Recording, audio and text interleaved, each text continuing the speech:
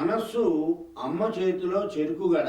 ఈ మనోరూపం చెరుకుగడగా చేసుకొని ప్రపంచ ప్రాణకోటిని సర్వేశ్వరి సంచరింపజేస్తూ ఉంటుంది.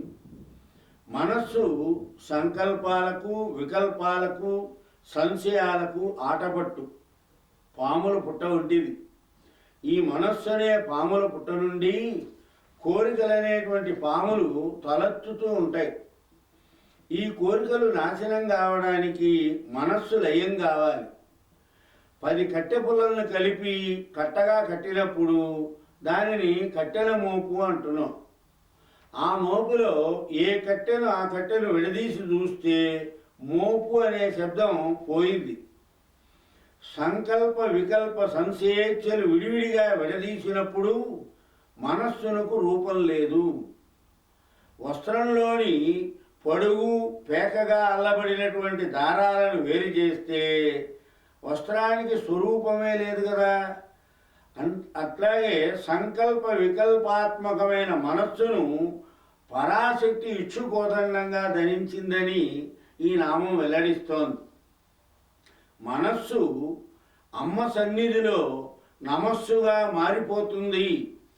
తన్ను చేరిన వారికి మనఃకల్పితమైనటువంటి ప్రపంచ బంధాల నుంచి విముక్తి కల్పింపగలదని భావం. మామూలుగా మాగచ్చత్వమితస్థో గిరీశ భో మయేవ వాసం కురు స్వామిన్ ఆది కిరాత మామకమన కాంతార సీమాంతరే వర్తంతే బాహవో మృగా మదజుషా మాత్సర్య మోహోదయ తాన్ హర్తమృగయ వినోద రుచిర లాభంచ సంప్రాప్స్యతి అని, ఓ ఈశ్వరా, ఇటు అటు తిరుగుతావెందుకయ్యా? ఆది కిరాతకుడువైన నీవు నా మనస్సులో అరణ్యంలోనే సంచరించు. మనఃకాంతారంలో మదమాత్సర్యాలనే భయంకర మృగాలు చాలా ఉన్నాయి. వాటిని వేటాడి సంచరించి వినోదించు.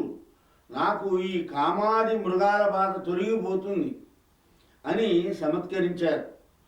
కామక్రోధాలకు నిలయమై అశాంతితో అలమడించే మనస్సు పరమేశ్వరి సమాయుక్తమైనప్పుడు చెరుకుగడగా మారి మాధుర్యాన్ని అందిస్తుంది అని ఈ నామం నిరూపిస్తుంది. మనస్సులో 11 భేదాలు ఉన్నాయి.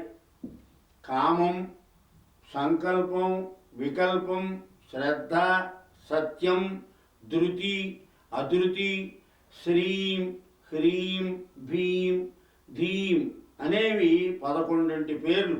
ఆయా వ్యక్తుల జ్ఞాన భేదాన్ని బట్టి వృత్తుల ప్రభావం ప్రసరిస్తూ ఉంటుంది.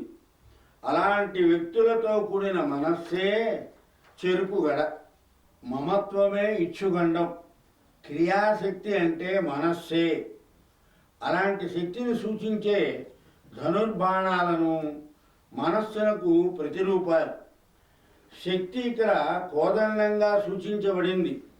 ఈ నామంలోని అంతరార్థాన్ని మనం మననం చేస్తే నిత్యానస్తు వివేకం కలుగుతుంది.